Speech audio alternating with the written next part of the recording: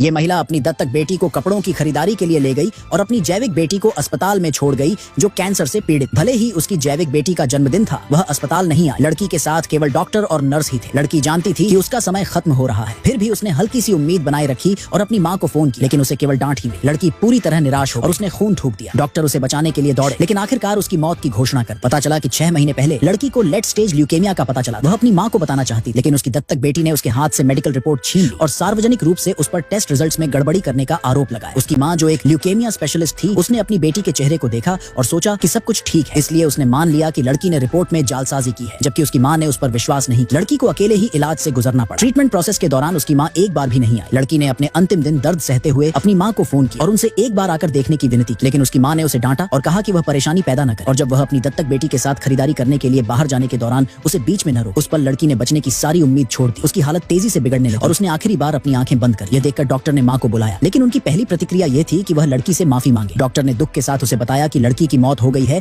और उसे अस्पताल आने के लिए कहा, लेकिन माँ ने इसे खारिज करते हुए कहा कि उसकी बेटी झूठ बोल रही है और कहा कि अगर वह चाहे तो अपनी बेटी को मरने दे। फिर उसने फोन काट दिया। यह देखकर नर्सें उस लड़की के लिए बहुत क्रोधित हुई। उन्हें विश्वास नहीं हो रहा था कि इतनी विचारशील छोटी लड़की के परिवार के सदस्य इतने उदासीन हैं। डॉक्टर ने आंसू रोकते हुए नर्सों को लड़की की अंतिम इच्छा का पालन करने और उसके बॉडी डोनेशन प्रोसेस के लिए संबंधित अधिकारियों से संपर्क करने का निर्देश दिया। साथ ही उन्हें उसकी अंतिम यात्रा के लिए उसे ठीक से कपड़े पहनाने की याद दिलाई। थोड़ी देर बाद माँ को आखिरकार लगा कि कुछ गड़बड़ है और उसने पुष्टि करने के लिए अस्पताल जाने का फैसला किया, लेकिन उसकी दत्तक बेटी ने उसे रोक और दावा किया कि उसकी बहन माँ की सहानुभूति पाने के लिए यह नाटक कर रही थी। माँ ने अपनी दत्तक बेटी पर भरोसा करते हुए 2 दिन और इंतजार करने का फैसला किया। तभी अंतिम संस्कार गृह से फिर से फोन आया। तभी माँ को एहसास हुआ कि यह सच था, क्योंकि वह अस्पताल जाने वाली थी। उसकी चालाक बेटी ने फिर झूठ बोला। उसने कहा कि उसकी बहन बीमार नहीं हो सकती थी और उसने उसे कुछ दिन पहले मॉल में एक लड़के के साथ डेट पर देखा। काम पर वापस चली गई। कुछ ही समय बाद गोद ली गई बेटी चुपके से अस्पताल गई, ये देखने के लिए कि क्या उसकी बहन वास्तव में झूठ बोल रही है। लेकिन जब उसने सफेद चादर हटाई और अपनी बहन के ठंडे शरीर को देखा तो वह डर के मारे जमीन पर गिर पड़ी। उसे एहसास हुआ कि अगर उसकी माँ को सच्चाई पता चल गई